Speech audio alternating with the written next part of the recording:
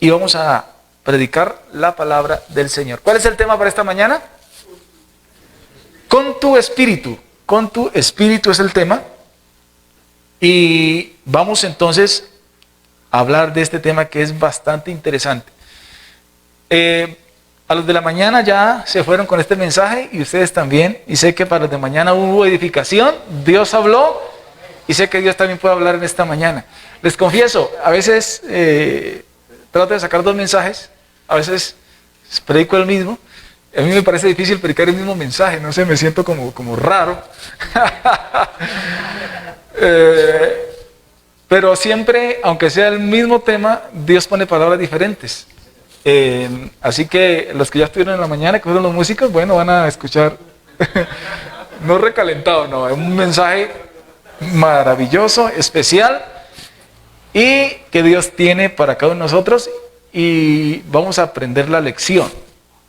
Gloria al Señor. Entonces les decía también que la Biblia es un libro excelente, es la palabra de Dios, pero fue escrito para otras personas en épocas diferentes y tiempos diferentes. Así que cuando uno como predicador, y esto lo hablo también para mis predicadores, se para a predicar, no puede coger la Biblia de una, darle y decirle, así dice la Biblia. Primero usted debe hacer exégesis, hermenéutica, aplicar la palabra del Señor primero, saber qué pasó, la historia, en qué contexto se dio, por qué se dijo lo que se dijo, cuál era la situación, y luego que usted ha interpretado la situación, a quién fue escrita, salva los abismos históricos, lingüísticos y de época, entonces saca la aplicación para nosotros. Eso es lo que debe hacer cada intérprete, no es coger la Biblia y mire, la Biblia dice, bueno, ¿por qué dice la Biblia lo que dice? ¿Qué estaba ocurriendo en ese tiempo? ¿Cierto? ¿Por qué se dijo lo que se dijo? Luego que se interpreta y se aplica al contexto de la Biblia, sacamos lo que aplica también a nosotros. Porque hay una aplicación literal para una época, pero también hay unos principios de aplicación espiritual para nosotros. ¿Estamos de acuerdo? Porque Dios es el mismo ayer, hoy y por los siglos. Entonces vamos a hacer la aplicación de lo que ocurrió en la época y luego lo aplicamos a nosotros. Entonces vamos a hablar del regreso de un pueblo que es el pueblo de Israel. Amén. Diga el pueblo de Israel. El pueblo de Israel fue cautivo. ¿Ustedes se acuerdan? ¿Por qué fue cautivo el pueblo de Israel? ¿Por qué? Por la desobediencia ¿a quién? A Dios, a Jehová Dios, ¿cierto? Dios le dice, si ustedes se portan bien, los voy a bendecir, pero si se portan mal, va a venir tribulación y angustia y seréis llevados cautivos. Ellos no obedecieron y fueron llevados cautivos. ¿Por quién fueron llevados cautivos? Las tribus del sur. En este caso, Judá y Benjamín. ¿Quién me dice? ¿Por quiénes? Por Nabucodonosor y el imperio babilónico. ¿Por quiénes? Nabucodonosor y el imperio babilónico. ¿Estamos de acuerdo? Ellos fueron llevados cautivos, fue básicamente borrado, el templo fue destruido. ¿Vieron cuántos años en cautividad? ¿Cuántos años en cautividad? 70 años. ¿Estamos de acuerdo? ¿Cuántos años? 70 años. Entonces, ¿fueron cautivos por quién? Por los babilonios, pero ellos regresaron. Entonces vamos a hablar de ese regreso. ¿Quién era el rey que les permitió regresar a su tierra después de la cautividad? Fue este señor que se llamó ¿cómo? Ciro el persa, porque el imperio babilónico fue conquistado por los medopersas. Y en el año 538, más o menos, aproximadamente, el señor Ciro permitió regresar a 50,000 judíos. ¿Cuántos regresaron? Regresaron a su tierra. Eso es muy importante que lo tengamos en cuenta porque esta es la historia que vamos a desarrollar. Hubieron otros 2 regresos más, que fue el regreso de judíos encabezados por Esdras, año 458, otros por el hermano Nehemías, año 445, donde él reconstruyó las murallas. Pero el regreso que vamos a hablar hoy, y vamos a desarrollar la historia, fue el que lideró Zorobabel, ¿y quién más? Y Josué. Zorobabel era el líder político, ¿sí? Y Josué era el sacerdote. ¿Estamos de acuerdo? ¿En qué año? ¿En qué año? Pilas, pues, a ver, porque están como 500, ¿qué? 38. Toca ponerle buen dulce a la huepanela para que dé. Amén. Y al chocolatico también, ponerle buen chocolatico, eso le potencia al 100. Claro que hoy domingo siempre uno se levanta como... Pero excelente. Otro regreso fue de Esdras, ¿qué año? Y Nehemías, año 445. Pero hoy vamos a hablar entonces del regreso de Zorobabel. En ese tiempo, en la era preexílica, porque, posexílica, siempre me equivoco ahí. O sea, después del exilio, hubieron 3 profetas que anunciaron mensaje de parte de Dios. Esos 3 profetas fueron los siguientes. Los que estudiaron introducción a la Biblia conmigo en la pandemia, eso lo estudiamos a profundidad, pero hoy se los voy a recordar. ¿Quiénes fueron? Ageo, Zacarías y Malaquías. Estos 3 profetas entonces se ubican en la era posexílica, después del exilio, o sea, después de que salieron cautivos de Babilonia.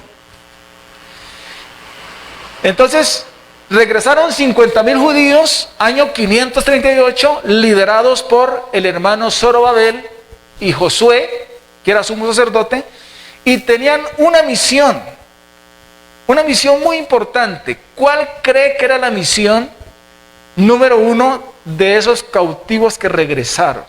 A ver, vamos a los que estuvieron esta mañana, no porque ya saben, pero los hermanos que vinieron ahora sí, vamos a ver, es posible que sepan, pero alguien que me ayude. ¿Cuál era la misión número 1 de esa gente que venía de la cautividad y regresaba a su tierra? A ver, todos venían saliendo de la cautividad, venían contentos. Josué y Zorobabel eran los líderes. ¿Y cuál cree que era el pensamiento y la misión de parte de Dios? Ayúdenme. A ver, hermana Ángela, que usted es una pilosa ahí.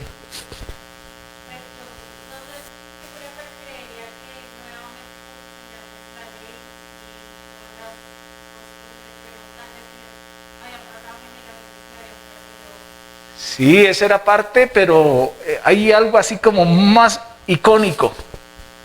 ¿Quién le ayuda? Algo más icónico. A ver, estudiosos de la Biblia, de eso lo habla Ageo, Zacarías y Malaquías. Ellos tenían una misión maravillosa y Ageo le da duro ahí a ese tema, porque es un tema clave y fundamental. Reconstruir, ¿quién dijo reconstruir? Amén, hermana Cristina, muchas gracias. ¿Reconstruir qué? El templo. ¿Sabe por qué? Porque es que el templo para Israel es su insignia. Ahí habita Dios, ahí está la presencia de Dios. Y recordemos que la vida de Israel, la bendición, la gracia gira en torno a Dios, a su gloria y a su templo. Si Dios está con ellos, hermanos, son invencibles. Pero si a causa del pecado Dios se aleja de ellos, hermano, el pueblo es llevado a la destrucción, como lo aprendieron en la cautividad, donde fueron desterrados de su tierra, sus mujeres violadas, muertos sus ancianos, y tuvieron que aprender que es duro ser rebeldes a la palabra de Dios. ¿Sí? Entonces hay un principio que sí nos sirve a nosotros hoy, y es que si Dios está con nosotros, somos invencibles. ¿Cuántos lo creen así? Den gloria a los que lo creen. Pero si uno es desobediente y le da la espalda a Dios, hermano, créame que la vida se le vuelve cuadritos, porque es muy difícil vivir alejado de Dios. Entonces, ellos salieron y tenían una misión importante y era, ahí está, reconstruir el templo. Reconstruir el templo. Y todos dijeron, vamos a reconstruir el templo, vamos a servirle a Dios, vamos a volvernos muy mansos y obedientes y humildes a la palabra de Dios, porque lastimosamente a veces el hombre, cuando viene la desgracia, tiene que aprender que a Dios se le sirve con el corazón, que a Dios se le obedece, que Dios es todo de nuestra vida. Gloria al Señor. Y después de esa gran tribulación, ellos venían muy contentos, ¿cierto? Pero el enemigo hizo oposición. Pasaron 10, 12 años y el templo alcanzaron a poner piedras y hacer chamas, pero se quedó ahí.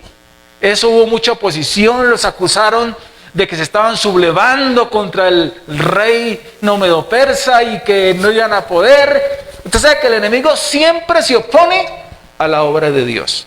Entonces ellos, al ver tanta oposición, mejor se dedicaron ¿a qué? ¿A qué se dedicaron? ¿Qué es eso? La industria, eso, a la empresa. Y a su casita. Solo el templo, lo del servicio a Dios, son mucha cosa, mucha pedidera, mucho esfuerzo. Y el enemigo no quiere, así que mejor dediquémonos a lo nuestro, ¿cierto? Y como habiendo aprendido la lección, teniendo una misión, ellos no quisieron, entonces Dios les da una lección. Dios les da una lección. Entonces aquí tenemos un hombre que se sacude los bolsillos y no encuentra sino una miserable moneda. Y la casa de ellos está en ruinas, ahí no hay prosperidad, hay solamente problemas por doquier. Y en ese contexto entonces aparece Ageo, el profeta posexílico, diciendo, ustedes esperan mucho, pero cosechan poco. Lo que esperan en su casa, yo lo disipo de un soplo. ¿Por qué? Mi casa está en ruinas, mientras ustedes solo se ocupan de la suya. Afirma el Señor poderoso. Por eso, por culpa de ustedes, retuvieron el mundo y la tierra se negó a dar sus productos. En ese contexto histórico, narrado por estos profetas, se da una historia de fracaso. Una historia de personas que esperaban ser exitosas, pero que tenían unos resultados contrarios, porque ¿quién anhela fracasar? ¿Quién anhela, quién se casa esperando divorciarse? ¿Quién planta una empresa esperando simplemente un proyecto espera realmente avanzar? Pero la realidad es que ellos decían, pero ¿por qué nos va mal? ¿Por qué tenemos esta situación, este conflicto? ¿Por qué?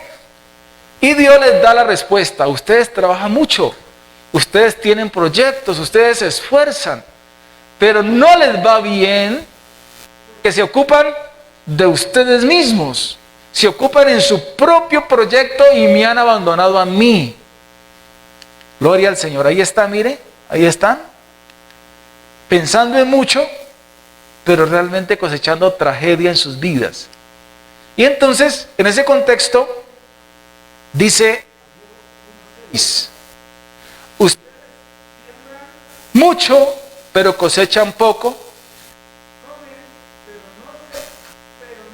satisfechos, beben, pero no llegan a abrigarse, no logran abrigarse, y al jornalero se le va su salario roto. Amén.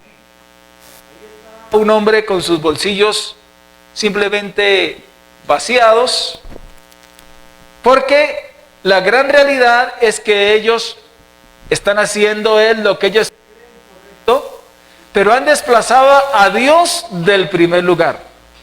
Han desplazado a Dios del lugar preeminente. Y aquí aplica otro principio que es verdadero para ellos y para nosotros. Si Dios no ocupa el primer lugar, hermano, mire lo que dice la Biblia. Si el Señor no edifica la casa, en vano se esfuerzan los albañiles. Si el Señor no cuida la ciudad, en vano hacen la guardia los vigilantes. En vano madrugan ustedes y se acuestan muy tarde para comer un pan de fatigas, porque Dios concede el sueño a sus amados. Y en ese contexto, hermanos, ellos tenían que entender, porque trabajaban, sí, 24/7, hacían turnos de 48 y hasta más, ¿cierto? Pero esa quincenita no le rendía. La familia estaba al borde del divorcio, de la quiebra, sus hijos estaban simplemente cada uno por su lado, no tenían paz, amén, había confusión. Y no entendían por qué, no les iba bien si trabajaban, si tenían buen entusiasmo. Y Dios les da una respuesta, porque ustedes se ocupan de ustedes mismos y me han dejado a mí en un segundo lugar. ¿Qué nos serviría ese mensaje que Dios predicó a ellos para nosotros?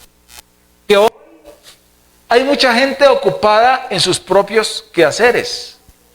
Y no es que esté mal, pero si tenemos los quehaceres en primer lugar, el trabajo, la industria, la casa, mis propios proyectos, y dejamos a Dios en un segundo plano, hermano, no nos irá bien aunque hagamos mucho esfuerzo. No será exitosa su vida, no será grande su cosecha de triunfos, porque hermano, uno puede comprar un mercado exquisito, pero no puede comprar el apetito. Un gran plato, pero nunca comprar realmente el gusto. Puede comprar una hermosa cama, pero nunca el sueño. El mundo tiene riqueza, por eso el mundo es más feliz. El mundo tiene muchas cosas, pero no hace de estas cosas que el mundo sea mejor. Porque es Dios quien da la gracia, la bendición, la paz, el gozo, aleluya al Señor, de disfrutar todas las cosas. Y es la bendición de Dios la que enriquece y no añade tristeza. Mucha gente trabaja mucho, pero ¿de qué sirve tener una gran quincena, un gran sueldo, si estoy de pelea con mi familia, con mi esposo y con mis hijos? ¿De qué sirve tener tantas cosas si no los puedo disfrutar, hermano? Porque hay gente más ocupada en el hacer y en el tener que en el ser. Hay gente que se ocupa tanto en el hacer y en el tener, pero están destruyendo lo más importante, que es su propia vida, su relación con Dios y con su familia. Cuando lo más importante es el ser, cuando lo más importante es mi relación con Dios, cuando lo más importante es tener paz en el corazón, cuando lo más importante, mis hermanos, es poder disfrutar de la bendición de Dios. Aleluya al Señor, aleluya al Señor. Gloria a Dios, gloria a Dios, gloria a Dios. Lo más importante realmente es tener la bendición de Dios, su gracia, su poder. Amén. Y si el Señor no edifica la casa, en vano trabajan los que la edifican, dice la palabra del Señor. Sube un poquito este micrófono, por favor. Es muy importante, hermanos, realmente en nuestra vida, la gracia y la bendición de Dios. Ahora, recordemos que el enemigo es experto y entonces aparece el enemigo también a hacer su trabajo. ¿Quién les dije yo que era el líder, el pastor en ese tiempo? ¿Cómo se llamaba? En ese regreso, en ese contexto, ¿quién era el líder? No, el líder del pueblo que regresó. Habían dos líderes. Zorobabel era el líder político y el pastor, ¿cómo se llamaba? Josué. Muy bien. Un poquito menos, hermana Astrid, porque aquí me chilla. Gloria a Dios. Josué era el líder religioso, el pastor del pueblo. Y entonces Josué invitando al pueblo, hermanos, trabajemos, hermanos, vamos a reconstruir el templo. Y está diciendo, no, hermano, yo no tengo tiempo, yo estoy de turno. Yo no tengo tiempo para eso, yo estoy ocupado en lo mío. ¿Será que se parece a nuestra realidad hoy? No, hermano, yo para servir a Dios no. No cuente conmigo porque estoy ocupado en lo mío, ¿cierto? Entonces me parece que Josué tenía también desánimos. Y el enemigo hace su trabajo perfectamente, porque el enemigo vino ¿a qué? A robar, matar y destruir. Y Josué estaba desanimado con el entusiasmo de la congregación porque no apoyaban la obra. Y entonces es posible que como humano también tuviera sus errores. Y entonces ahí aparece esta laminita, ¿cierto? Esas manitos abajo, ¿qué indica? Desaprobación, ¿cierto? Esos dedos así, señalando. ¿A quién señalaban? Al líder, a Josué. Y entonces ahí aparece de nuevo el profeta Zacarías para darnos una visión también de lo que ocurría en ese tiempo. Escuche. Entonces me mostró a Josué, el sumo sacerdote que estaba de pie ante el ángel del Señor, y a Satanás. Mírelo, ahí apareció. ¿Qué estaba haciendo este sinvergüenza ahí? ¿Qué me dice? Que estaba a su mano derecha como parte acusadora. Pescando en el río revuelto el sinvergüenza, ¿sí o no? El pueblo desanimado, que no les iba bien, el templo en ruinas, todos los que regresaron de la cautividad, cada uno se dedicó a la industria, a su casa. Y aparte de eso, entonces el diablo apareció para señalar a Josué. Y mire lo que ocurre en esta escena.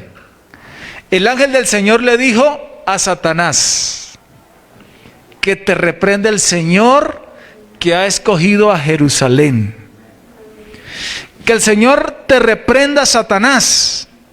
¿Acaso no es este hombre un tizón rescatado del fuego? El 3, léalo con su propia voz. Véalo usted lo que dice la Biblia. ¿Qué dice?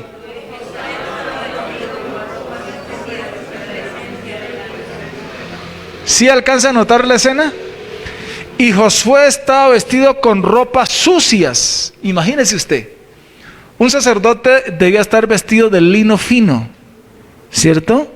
Limpio. Porque, y más en esa escena estaba frente a Dios. Así que ese día Satanás le sacó todos los trapitos, ¿cómo se dice? Le sacó los trapitos al sol ese día.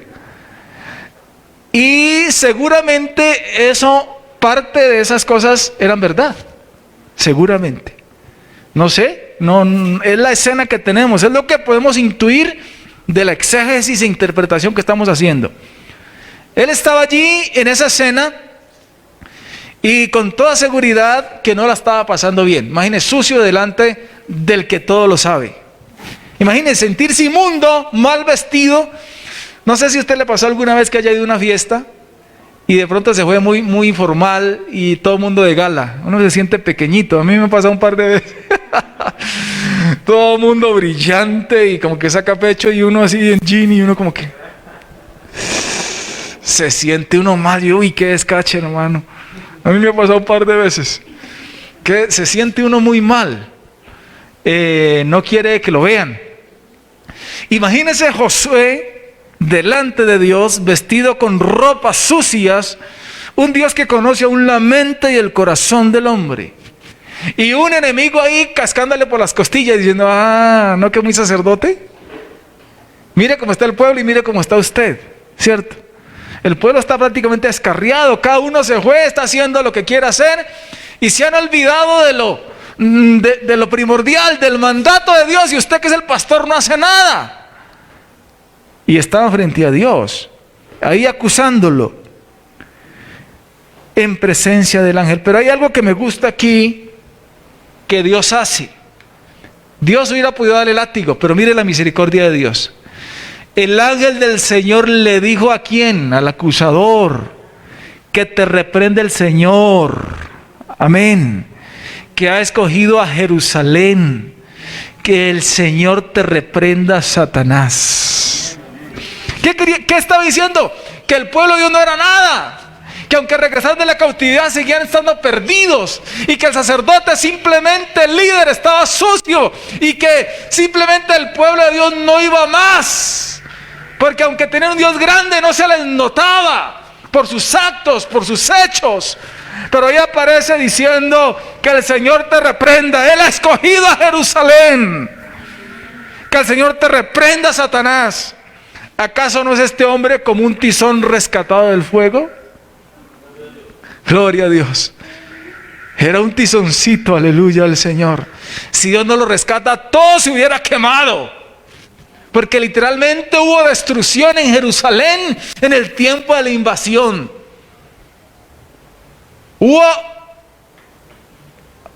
Simplemente pasó el enemigo como una gran aplanadora. Arrasó el templo, a la ciudad, bajaron la bandera, el ejército fue destruido. Y simplemente se quedaron sin nación, sin bandera, pero no sin Dios. Amén. Y Dios permitió a causa de su maldad. Y volvieron, y aún volviendo a su tierra, conociendo el contexto de su tragedia, de su pecado, las razones, pero seguían descarriados. Y entonces Satanás dice, pero ¿para qué más Dios? ¿Para qué más? Mire, ¿qué lucha más con ese pueblo? Mire ese pueblo.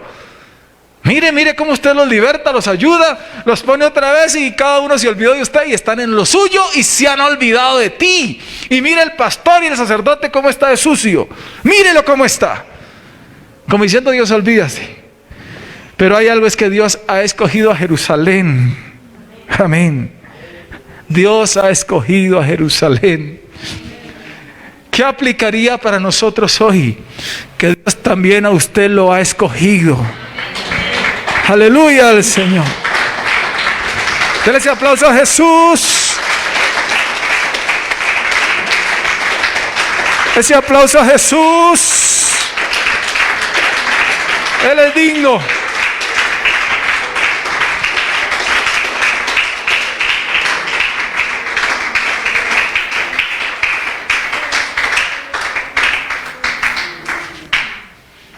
Gloria a Dios. Gloria a Dios. Aquí está la presencia del Señor. ¿Cuántos han vuelto a la cautividad? ¿A cuántos Dios ha roto sus cadenas, sus prisiones? ¿Cuántos han mirado liberación en su vida, en su familia? ¿Cuántos han sido salvos del pecado por la gracia de Dios? Amén. Creo que en todo Dios ha hecho cosas grandes. ¿Y cuántos saben que Dios debe ocupar el primer lugar? Pero ¿cuántos están ocupando solamente sus propios negocios? En su trabajo, en sus propios quehaceres. Y quizás la vida cristiana está descuidada. Quizás su familia está descuidada. Quizás hoy mismo das una mirada retrospectiva y te das cuenta que tus hijos están emproblemados, que no quieren saber nada de Dios. Hay desierto entonces. Que con tu esposo peleas porque llegas de mal genio, porque no ayuda, porque no aporta, y hay como un desierto allí. Y miras el servicio a Dios, la iglesia, y te das cuenta, oye, estoy descuidado, no oro, no hay ayuno, no hay lectura bíblica, me estoy muriendo, estoy en un desierto. Y te examinas más adentro y encuentras que hay un dedo acusador, que seguramente no lo sabe el pastor ni tu esposo, pero tú sí lo sabes, de cosas que hacemos incorrectas, pensamientos, actitudes, qué sé yo, que te martillan la conciencia. Y Satanás te hace ver también con vestidos harapientos, diciendo no vale la pena, diciendo no puedes seguir adelante, diciendo simplemente no sirves para eso, eres un hipócrita delante de Dios. Quizás escuchamos el martillazo de Satanás, y esa actitud, esa situación nos impide levantar manos al cielo, dar la gloria a Dios y adorarlo en espíritu y en verdad. Y muchas veces te visita el desánimo. Y muchas veces otros dicen, yo como que no quiero ni volver. Pero en esta mañana podemos decir que el Señor reprenda al diablo, porque esta iglesia ha sido escogida. Oh, aleluya. Gloria a Dios. Gloria a Dios. Porque esta iglesia ha sido escogida por el Rey de Reyes y el Señor de Señores. Y si tú estás aquí a pesar de todo lo que hemos dicho, es porque Él nos escogió para cosas grandes y maravillosas. Y Él entiende tu situación, entiende que somos seres humanos. Y aunque Satanás vino para acusar, robar, matar y destruir, el Cristo que yo tengo se puso en mi lugar, tomó mi ropa sucia. Aleluya. Si no fuera por Él, si no fuera por Él, mira esta escena. Así que el ángel le dijo a los que estaban allí dispuestos a servirle: quítenle las ropas sucias a Josué. Y a Josué le dijo: como puedes ver, ya te he librado de tu culpa, y ahora voy a vestirte con ropas espléndidas. ¿De dónde sacó ropas espléndidas? ¿Cómo se aplica la justicia allí? Si es que la paga del pecado es muerte. Si es que lo sucio no va con Dios, no es compatible con Dios. Él es santo, Él es limpio. ¿Cómo aplica allí? ¿Qué pasó? ¿Quién le dio esas vestiduras blancas a Josué? Eso estaba apuntando a nosotros proféticamente. Y es aplicable a nosotros. Porque esa ropita sucia era la tuya, era la mía. Esa ropa sucia eran tus pecados y mis pecados, mis desaciertos y tus desaciertos, que me hacían merecedor del infierno y de la condenación. Pero cuando Satanás profirió acusación, hubo uno que tomó mi lugar, mi ropa sucia y harapienta, y la vistió en la cruz del Calvario, y allí la clavó y rompió el acta de decretos que nos era contraria, y la clavó en la cruz del Calvario. Gloria a Dios. Sí, aleluya. Y Él se tomó sus vestiduras santas, porque Él no hizo pecado, ni se halló pecado en su boca, ni halló engaño en su boca, y me la dio a mí.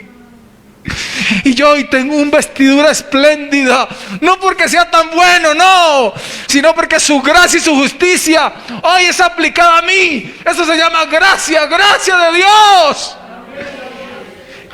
De modo que si alguno está en Cristo, nueva criatura es. Las cosas viejas pasaron y todas son hechas nuevas. En Cristo Jesús somos hechos nuevas criaturas. Por eso, aunque el enemigo acuse, no nos alcanza. Aunque el enemigo trate de imponer, no puede, porque estamos en Cristo Jesús. Entonces dije yo: póngale también un turbante limpio en la cabeza. Y le pusieron en la cabeza un turbante limpio y lo vistieron mientras el ángel del Señor permanecía en pie. Esto es por gracia. Esto es por misericordia. Esto es porque Él es bueno. Esto debe darnos un plus. Aleluya. Gloria a Dios, gloria a Dios, gloria a Dios. Esto debe darnos razones a nuestra vida y a nuestra alma. Debe darnos razones para reconocer que dependemos de Él y que somos de Él, para adorarle en espíritu y en verdad. No somos cualquier cosa, somos el pueblo de Dios. Aleluya, somos hijos de Dios. Que el enemigo hace su trabajo, sí, y logra impactar en aquellos que ignoran la obra de Dios. Pero que el Señor reprenda al enemigo en esta mañana. Es posible que haya alguien así aquí hoy, su casa desierta, su vida desierta, su conciencia acusada.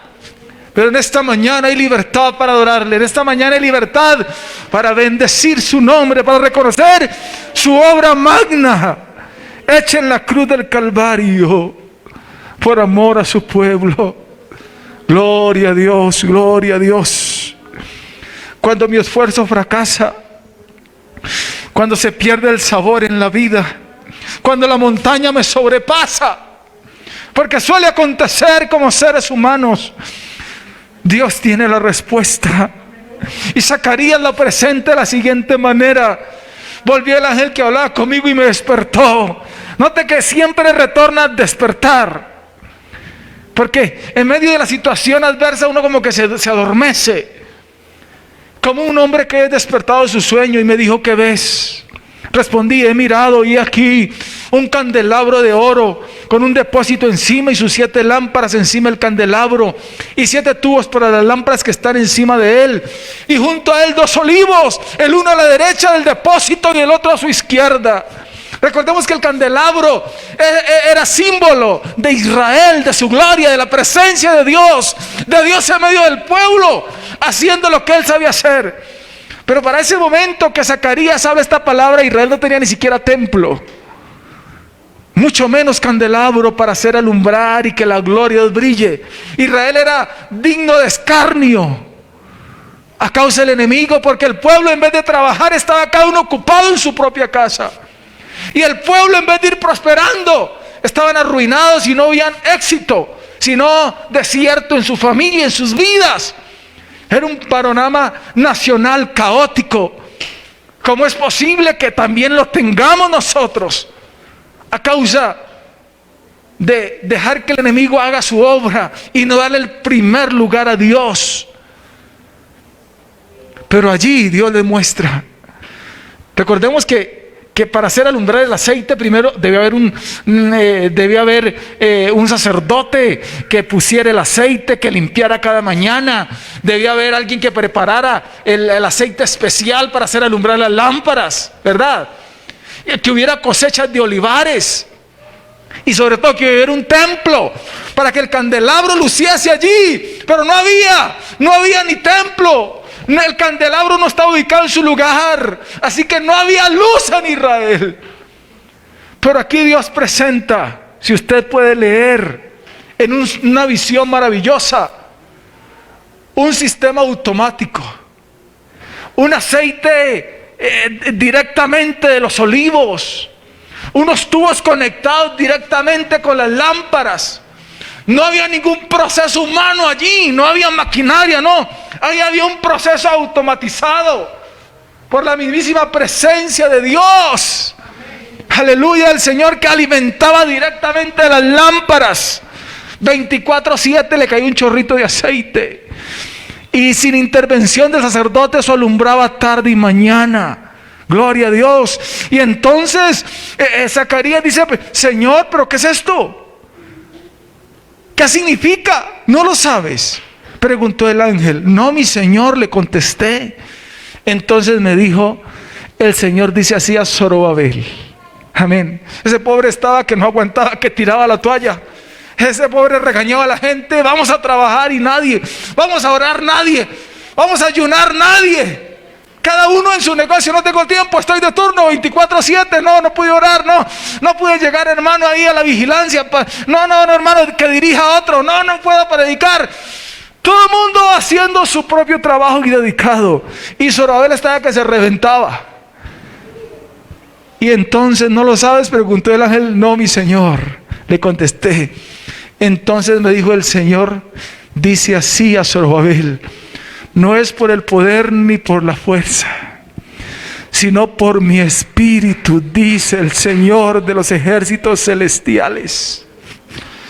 Oh, qué bueno sería que en esta mañana pudiésemos comprender que si ha de funcionar esta iglesia no es por el pastor Eneider, no.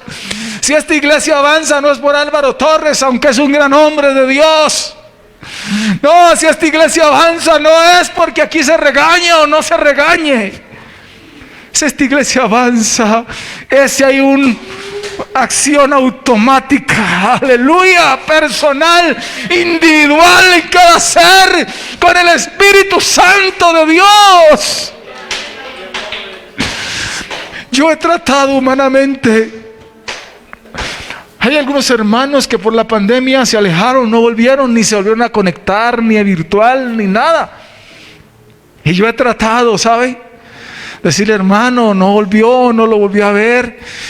Y no he podido hacer nada. Porque yo tengo un límite. Aleluya al Señor. Así que entiendo que no es la obra del pastor, no es la obra de los diáconos ni del líder. Yo puedo aconsejar, puedo ir, traer, pero no logro mover a nadie. Pero si alguien se conecta con el cielo, gloria a Dios.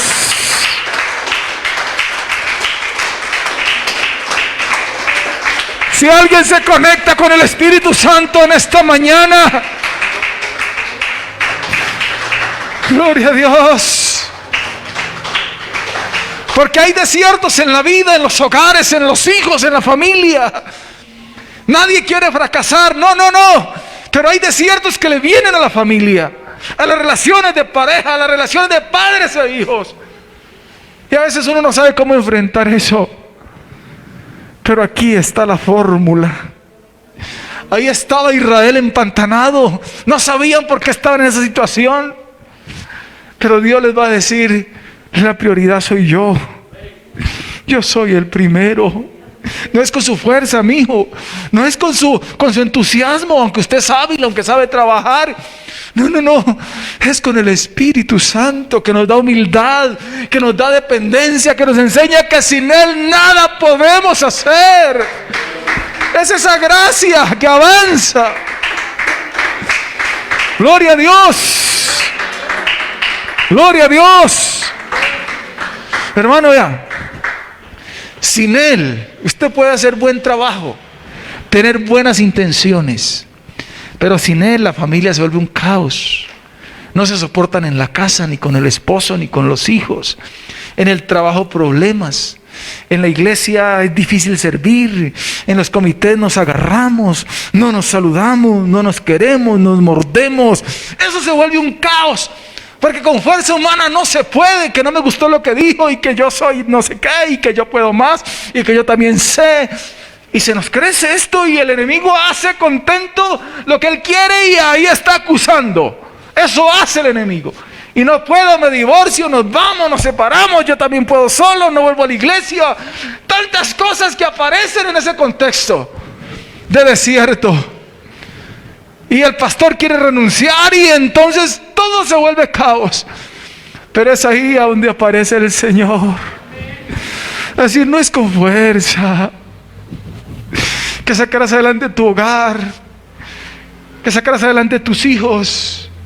No es con fuerza que esta iglesia va a avanzar.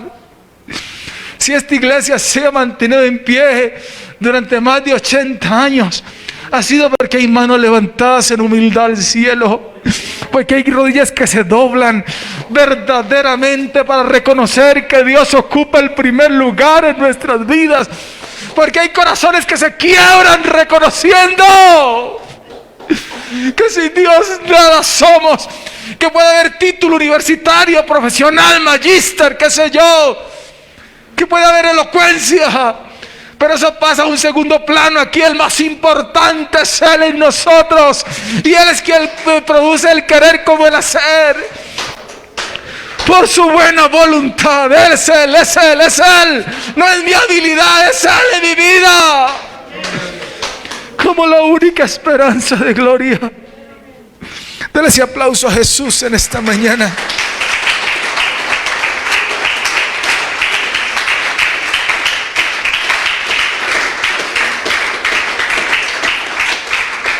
Yo siento aquí algo especial y es su gloria.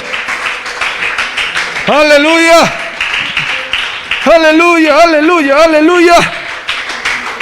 Gloria a Dios. Y aunque parezca gigante la situación, el conflicto, el problema, Zorobabel dijo no, eso, ya llevamos 15 años en esto y esto nos quedó grande. Año 538, era el año 520, 18 años y el templo seguía en ruinas. Seguía en ruinas. Pero ahí aparece la palabra de Dios por medio de Zacarías: nada impedirá el camino de Zorobabel, ni siquiera una montaña gigantesca, pues se convertirá en llanura delante de él. Cuando Zorobabel coloque la última piedra del templo en su lugar, la gente gritará: Dios lo bendiga, Dios lo bendiga. Después recibió otro mensaje del Señor: Zorobabel es quien colocó los cimientos de este pueblo y él los terminará. Así ustedes sabrán que el Señor de los ejércitos celestiales me envió. Qué bonito, ¿no? Qué bonito esto, ¿no? Escuche esto: ni siquiera una montaña gigantesca, pues se convertirá en llanura. Nada impedirá el camino de Zorobabel. Hay montañas altas que se paran enfrente y dicen: no, estoy ya tanto tiempo luchándole a esto, tanto tiempo con este problema y nada. Hermano, si Dios ocupa el primer lugar, ya está hecho. No te preocupes. Si Dios realmente está en el sitio correcto, hermano, Él lo va a hacer. ¿Cuántos años habían pasado? Más o menos, desde que llegaron de la cautividad, 18 años. Y el templo en ruinas y nada progresaba. Pero hermano, en el momento que estos hombres se ponen, escuche esto, volvemos a Ageo, es el mismo contexto. Entonces Ageo, enviado de Jehová, habló por mandato de Jehová al pueblo diciendo: yo estoy con vosotros, dice Jehová. ¡Ah, qué bonito! Y despertó el espíritu de Zorobabel. Escucha esto. ¿Sí nota la palabra despertar? Resuena en muchos textos de esa historia. De Zorobabel, hijo de Salatiel, gobernador de Judá. ¿Y el espíritu de quién más?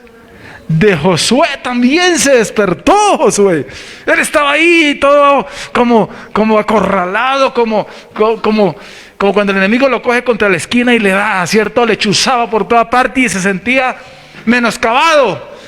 Y Zorobabel también se sentía como que no podía, pero Dios le dice: no vaya, es con mi espíritu. Y a José le dice: vea, te puse ropa limpia, ropa de gala, póngase enfrente como el sacerdote de Dios. Aleluya al Señor. Dios los despierta. Amén. Y el espíritu de todo el resto del pueblo, y vinieron, escucha esto, y trabajaron en la casa de Jehová de los ejércitos su Dios. Y si usted lee la historia, ellos construyeron el templo y la gloria de Dios se posó sobre él. Y todo el mundo se tuvo que decir: qué bueno es Dios, que está en medio del pueblo. Subieron al monte, trajeron madera y levantaron la casa de Dios. Porque es el proyecto de Dios. Los proyectos de Dios no se frustran por el enemigo, por nosotros mismos, que damos espacio al enemigo. Dios quiere que sirvas a Él en tu hogar, que tu familia sea especial, que tu hogar sea especial, que seas prosperado también, por supuesto, en todas las cosas. Es el proyecto de Dios. Pero el enemigo, que vino a robar, matar y destruir, entonces invierte los planes, los propósitos, y en vez de ocuparnos de Dios, nos ocupamos de nosotros mismos. Pero ya no es con tu fuerza, no es con tu gran habilidad, es con la gracia de Dios. Y estamos en este tiempo. Por eso, si Josué y todos los que estaban allí, Zorobabel, se despertaron en este tiempo, qué bueno es que nos despertemos también nosotros. Isaías 52:1 dice: despierta, despierta, vístete de poder, oh Sión, vístete tu ropa hermosa, oh Jerusalén, ciudad santa, porque nunca más vendrá a ti incircunciso ni inmundo. Sacúdate el polvo, levántate y siéntate, Jerusalén, suelta tus ataduras de tu cuello, cautiva hija de Sión. Gloria a Dios. Era para ellos, la gloria a Dios. Es para ellos una voz profética, pero aplica a nosotros, porque hay gente que se siente cautiva también. Amén. Siendo que somos libres. Hay gente que se siente atada, siendo que Él rompió nuestras cadenas. Hay gente que se siente perdida, siendo que somos salvos por la gracia de Dios. Hay gente que se siente simplemente en el lugar equivocado, cuando realmente este es el lugar de los hijos de Dios, porque somos salvos por gracia. Porque Lucas, relatando un día que Jesús fue a culto, dijo: el Espíritu del Señor está sobre mí, por cuanto me ha ungido para llevar la buena noticia a los pobres. Mire lo que Él vino a hacer.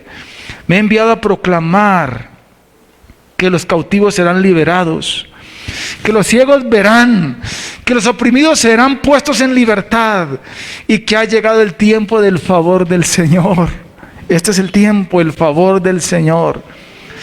Lo enrolló de nuevo, se lo entregó al ayudante y se sentó. Y todas las miradas en la sinagoga se fijaron en él.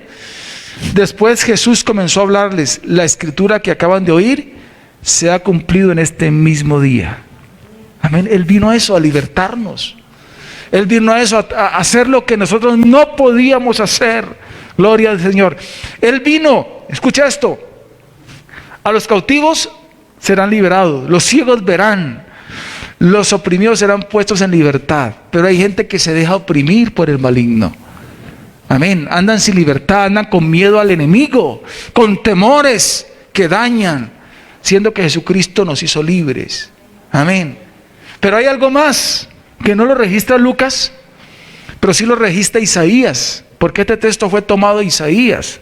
Recordemos que Jesús estaba leyendo Isaías en el rollo. Mire lo que dice Isaías: Él me ha enviado para anunciar a los que lamentan que ha llegado el tiempo del favor del Señor, pero también algo más, junto con el día de la ira de Dios contra sus enemigos. Esto no lo dijo Jesús, pero también está allí registrado.